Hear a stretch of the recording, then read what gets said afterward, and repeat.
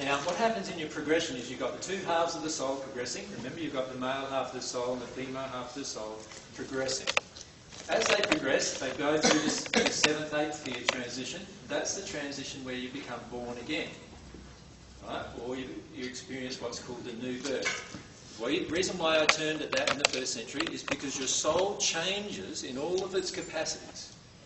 So you know at the moment how you find it really hard to read another person's intention. Right? You find it's hard sometimes to know whether they're lying to you, telling you the truth, telling you the whole truth, telling you half the truth, and all those kind of things, right? But when you get into a state of being born again, your soul has the capacity to know that instantly. You know exactly when someone is telling you a half-truth, a whole truth, when they're missing out things, you know exactly what they've just missed out, everything. And it can happen on Earth. It can happen on Earth. This is the state I was in the 1st century. So it can happen on Earth. That's the 7th year, 8th year transition. So that's the 7th, 8th. Now, both soul halves need to go through that transition and then progress in further truths. Now, all the progression through here, from the 8th year onward, is all...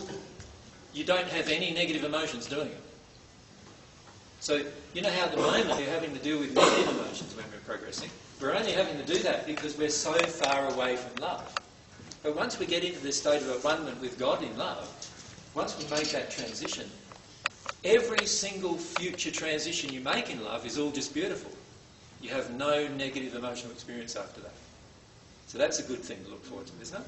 Yeah. Anyway, what happens is the two of you keep growing and growing together, and what happens here in the 22nd sphere state is you recombine as one being, one soul.